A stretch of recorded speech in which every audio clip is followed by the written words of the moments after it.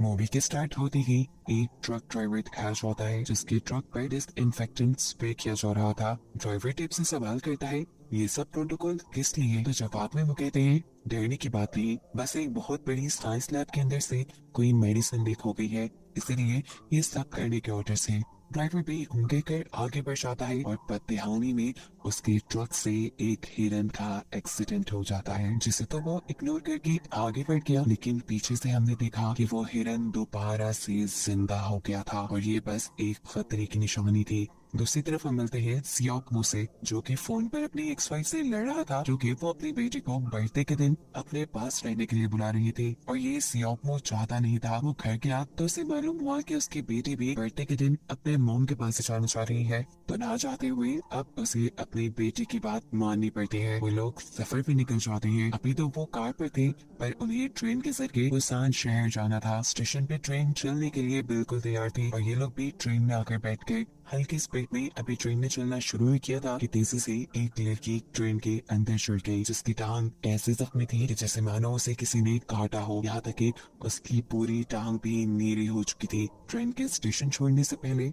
सुयान यानी सियाओको की बेटी ये नोटिस करती है कि अचानक से स्टेशन पे अजीब भगदड़ मच गई, जहाँ लोग दूसरे लोगों पर हमला करके उन्हें काट खा रहे थे। यही ट्रेन के अंदर एक पैसेंजर युवानसु ट्रेन के अटेंडेंट को बताता है कि कोई काफी देर से वॉशरूम से निकल ही नहीं रहा। अंदर एक पागल आदमी था जो बस ये कह रहा था कि सब मर जाएंगे, कोई जिंदा नहीं बचेगा। इसी ट्रेन के दूसरे अपार्टमेंट में हमें उस जख्मी लड़की को भी दिखाया जाता है जो एकदम से बेहोश हो गई। उसे इस हाल में दिखते ही अटेंडेंट मेडिकल इमरजेंसी के लिए कॉल करती है और देखने को मिलता है कि अचानक से वो लड़की अजीब से तरीके से जिंदा होकर उसके पीछे खड़ी हो गई। यहाँ पर सोयान, जो कि वॉशरूम के लिए आई थी, अपने डैड को बिना बताए वो अपनी बेटी यानी सोयान को पास ना देखकर घबरा जाता है और उसे ढूंढने के लिए निकलता है। जबकि यहाँ तो अब उस लड़की ने एकदम से ही अटेंडेंट के ऊपर चढ़ कर हमला कर दिया था, जो उससे डर के दूसरे कंपार्टमेंट में भागी थी। इस लड़की के काटते ही वो भी एक ज़ॉम्बी में बदल जाती है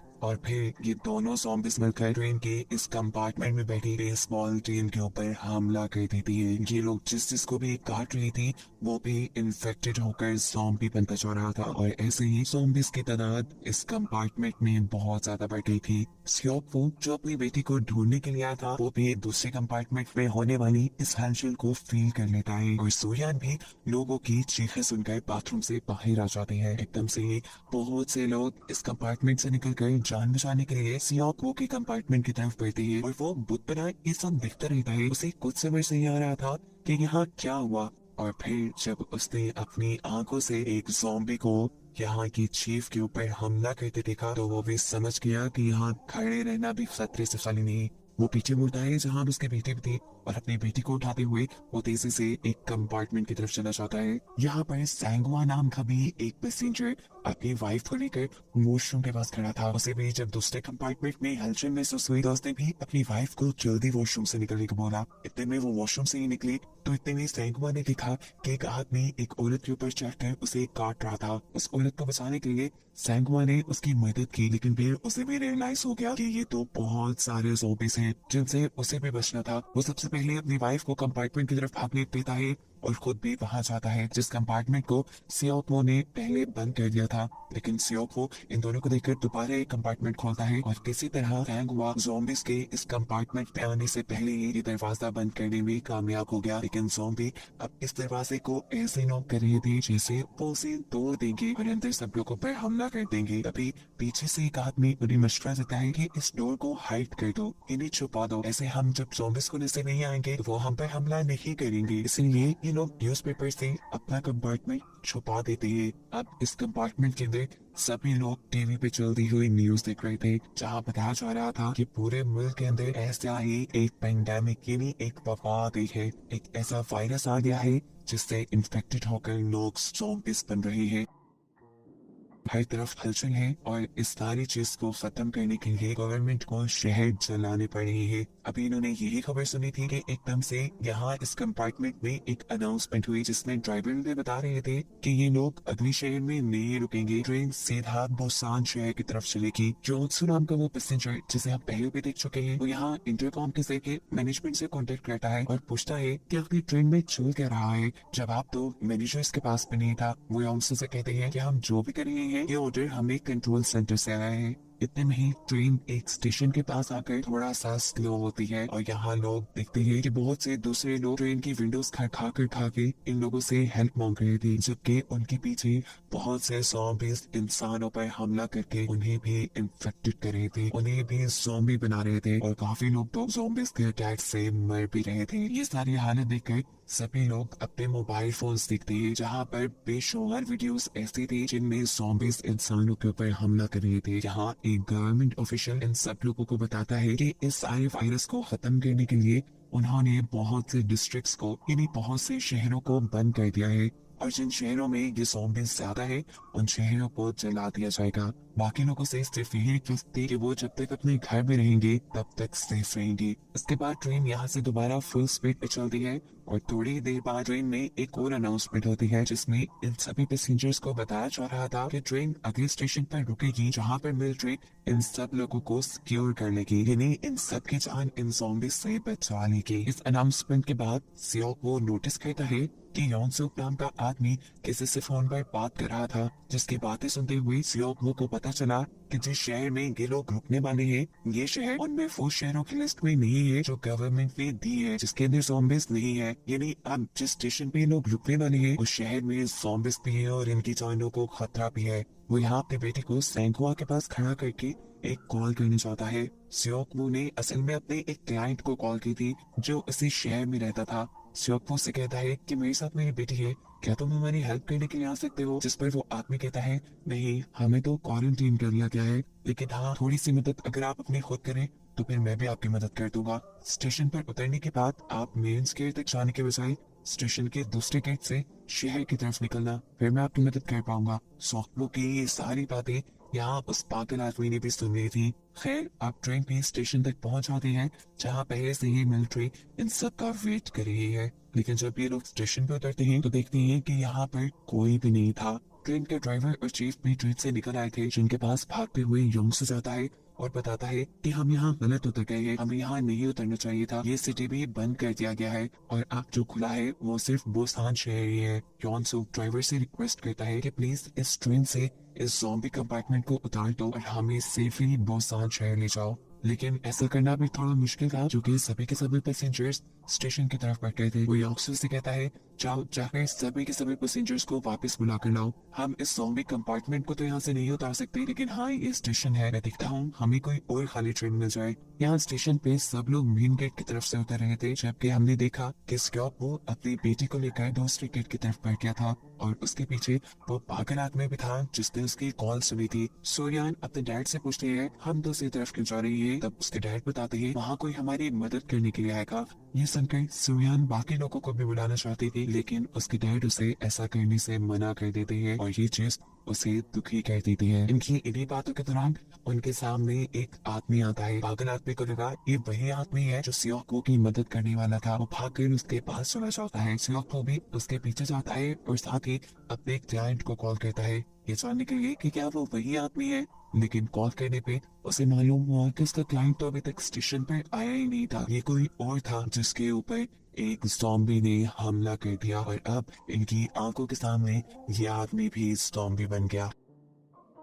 दूसरी तरफ जो सब लोग मेन गेट की तरफ उतर रहे थे, मेन गेट के पास जाकर वो लोग देखते हैं कि वहाँ मौजूद सभी के सभी मिलिट्री ऑफिसर्स अब ज़ॉम्बीज में बदल गए थे।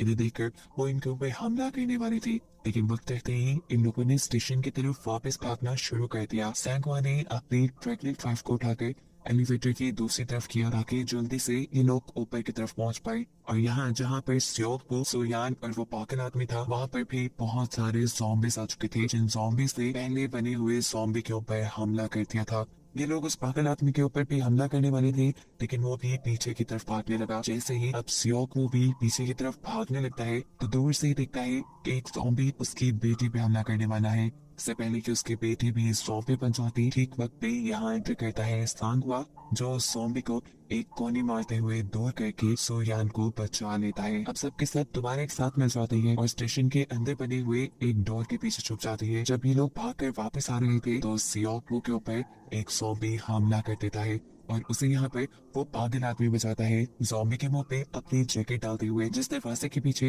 ये सब लोग गए थे, सेंगवा दूर से उस पागल आदमी को आता देखकर वो दरवाजा खोल देता है और तब तक खुला रखता है जब तक सियोको वहां नहीं आ गया। हालांकि इतनी देर दरवाजा खोलना उनके लिए खतरनाक साबित हो सकता था। ये लोग तेजी से अब ट्रेन की तरफ बढ़ जाते हैं, जहाँ पर सेंगवा की बाइक दिखती है के ऊपर खिड़कियों पे ज़ॉम्बीज़ ने बहुत जोर दिया हुआ है। कुछ ही देर में ये खिड़कियां टूट जाएंगी। अभी वो ये सोच रही थी कि तब से वो खिड़की टूट गई और बहुत से ज़ॉम्बीज़ ट्रेन पे आ गिरे, जिसमें से एक ज़ॉम्बी नीचे भी गिर गया। ये ज़ॉम्बी इनके ऊपर हमला ही कर देता, लेकिन इन लोगों ने नोटिस किया कि ज़ॉम्बी नीचे गिरने की वजह से टूट फूट गया था, इन्हें इसकी हड्डियां टूट गई थी, इसीलिए वो इनके ऊपर हमला नहीं कर पाया और खुशकिस्मती से ये लोग बच गए। सेंगवा की वाइफ यहाँ नीचे गिरी हुई पैसेंजर की मदद करती है और उसे भी ट्रेन के डोर की तरफ लेकर जाती है। जैसे ही ये लोग ट्रेन के अंदर चढ़ जाते हैं, ऑफिस भी इनकी ट्रेन के ऊपर हमला कर देते हैं। जॉक सुक अब मैनेजर से कहता है ड्राइवर से कहो जल्दी ये ट्रेन चलाए और यहाँ से हमें बचाकर ले जाए, लेकिन बेसबॉल टीम के प्लेयर उनसे कहते हैं नहीं,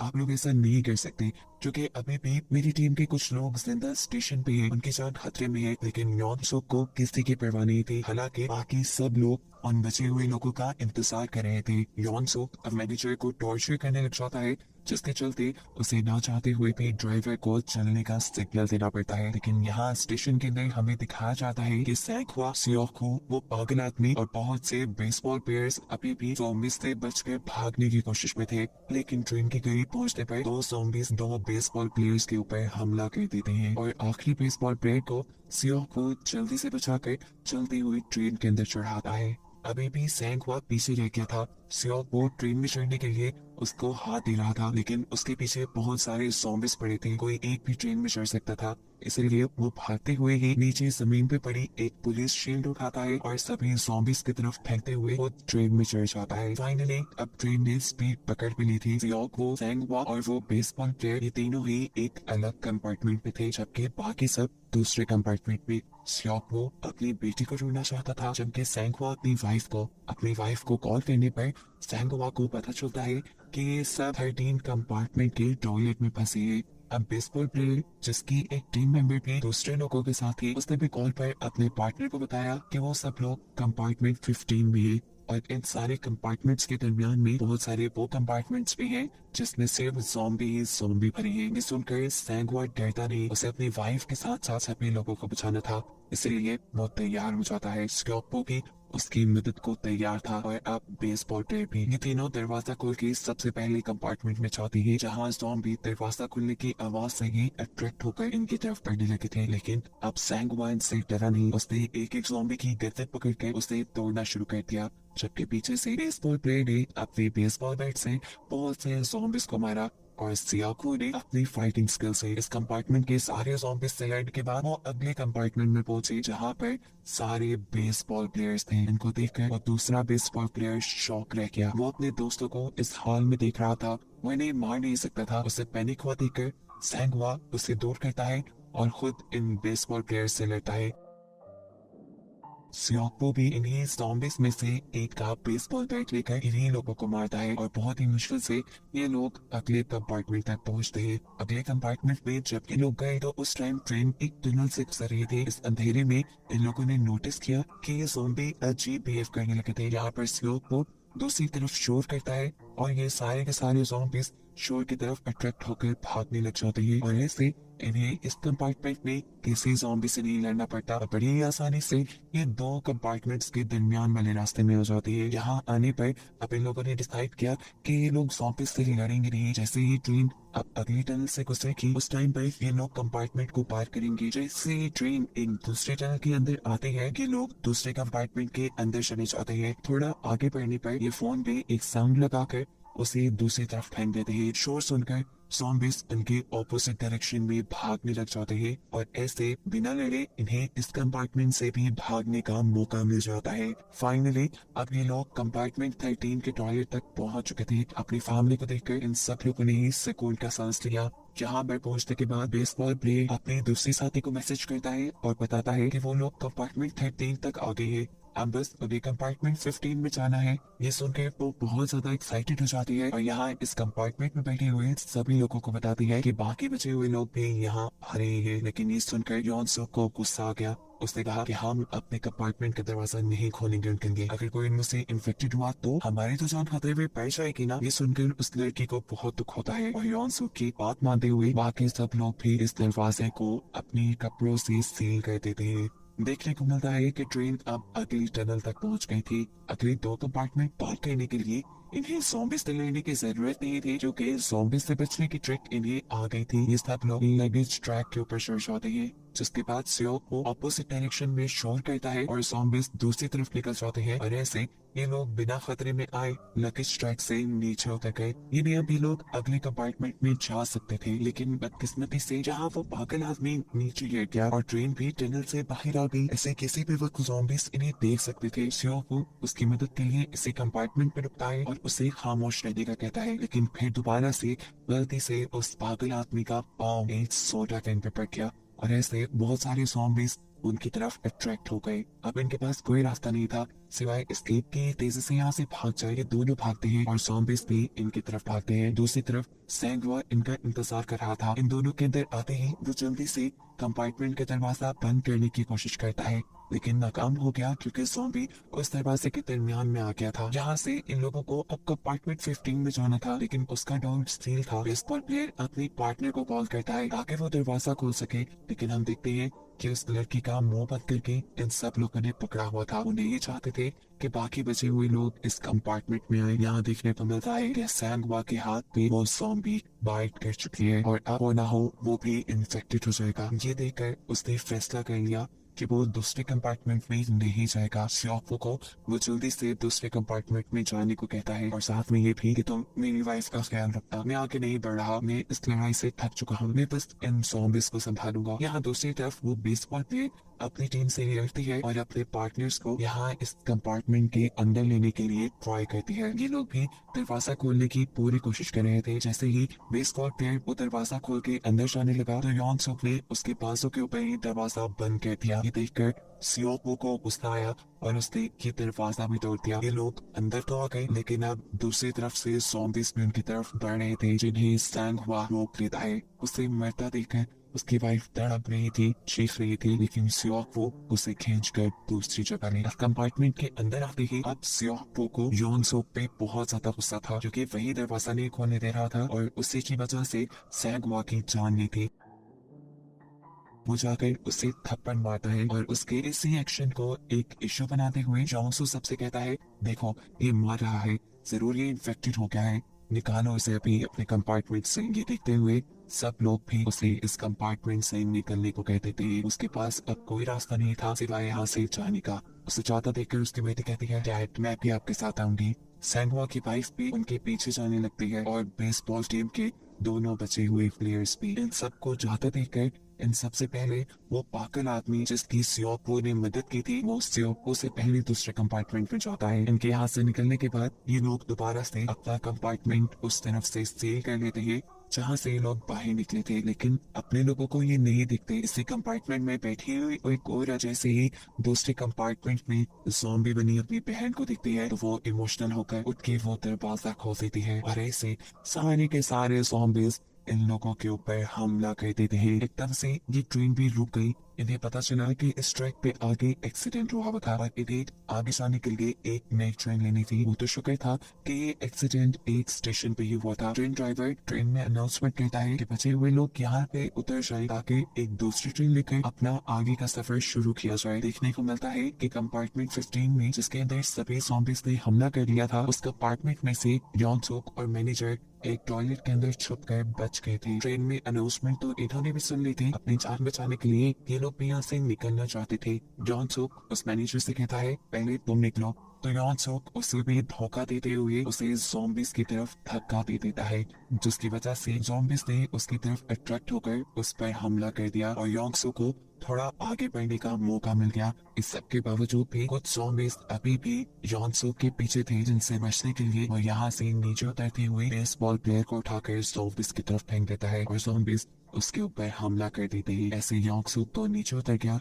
लेकिन इस प्लेयर का पार्टनर उसे पकड़ कर बैठ गया। वो अब अकेले आगे बढ़ना नहीं चाहता था, उसकी पूरी की पूरी टीम मर चुकी थी। यहाँ ज़ॉम्बी बनी हुई उसकी पार्टनर उसके ऊपर भी हमला कर देती है और इन दोनों का मामला भी यही खत्म होता है।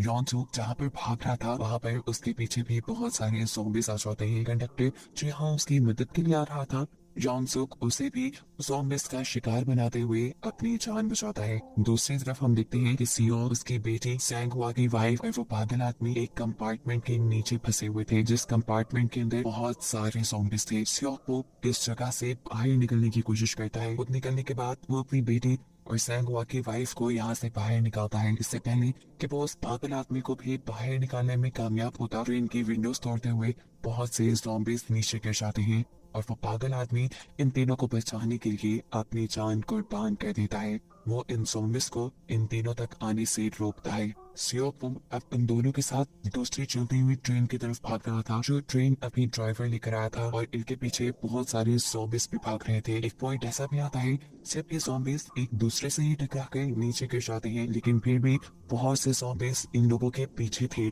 सियो को मुश्किल से ही सही, लेकिन अपनी बेटी और सैंगहुआ की वाइफ को ट्रेन के ऊपर चढ़ाने में कामयाब हो गया था। और इससे पहले कि वो खुद पूरी तरह इस ट्रेन के ऊपर चढ़ जाता, वो देखता है कि बहुत से ज़ॉम्बीज़ इस ट्रेन के साथ लटक चुके थे, जिनसे बचने के लिए वो ट्रेन से उतरकर पांव से इन सारे के सारे ज़ॉम्बीज़ को हटाने की कोशिश करता है और कामयाब भी हो जाता है। फाइनली अब इनकी सभी ज़ॉम्बीज़ से जान छूट गई थी। ये लोग जल्दी से अब ट्रेन ड्राइवर का कैबिनेट खोलते हैं, जहाँ इन्हें देखने को मिलता है कि ड्राइवर भी अब इन्फेक्टेड हो चुका था, जो सियोकू को देखते ही उसके ऊपर हमला कर देता है। सियोकू इससे बचने के लिए अपने आप को एक चेन के जरिए ट्रेन के साथ बांधता है और किसी तरह इस आदमी को नीचे गिराने में कामयाब हो जाता है। लेकिन ये सब करने के बाद उसने देखा कि उसके हाथ पे ज़ॉम्बी फिर भी काट चुका था, यानी अब वो भी जल्दी इन्फेक्टेड होकर एक ज़ॉम्बी बनना चाहता था। इससे पहले कि ऐसा हो जाता, वो अपनी बेटी और सैंगहुआ की वाइफ को ट्रेन ड्राइवर की कैबिनेट के अंदर लेकर जाता है और उन्हें जरूरी चीजें बता देता है, जैसा कि इस ट्रेन में मैप कहाँ है, इन्हें कहाँ तक जाना है और ब्रेक कहाँ से लगानी है। ये सब बताने के बाद वो अपनी बेटी से कहता है तुम इन आंटी के पास ही रहना प्लीज, ये तुम्हारा ख्याल रखेगी जब तक तुम वो सामान अपनी मॉम के पास नहीं पहुंचाती। ये कहने के बाद वो ट्रेन से उतर गया, जबकि उसकी बेटी चिल्लाती रह गई, क्योंकि वो जानती थी कि अब उसके डैड उसे कभी नहीं मिलेंगे। सैंगहुआ की वाइफ यहाँ उसे संभाल लेती है। इन दोनों ने अपना सफर जारी रखा, लेकिन कुछ ही दूर जाने पे इन्हें रास्ता ब्लॉक मिला, जिसकी वजह से इन्हें ट्रेन रोकनी पड़ी। ट्रेन से उतरकर अब ये लोग पैदल ही चलने लगे, जहाँ एक टनल से निकलने के बाद इन्हें बाहर की तरफ बहुत से मिलिट्री ऑफिसर्स नजर आए। मिलिट्री ऑफिसर्स ने भी इन दोनों को देख लिया था, उन्हें लगा कि ये भी ज़ॉम्बीज़ होंगे, ये दोनों भी इन्फेक्टेड होंगे। लेकिन तभी यहाँ पर सुयान एक गाना गाने लगी, जिसे सुनकर इन सब लोगों को समझ आ गई कि वो सर्वाइवल्स हैं, यानी वो बच कर यहाँ आई है, जिन्हें जाकर मिलिट्री रेस्क्यू कर लेती है और इन्हीं को दिखाते हुए ये कहानी यहाँ खत्म हो जाती है।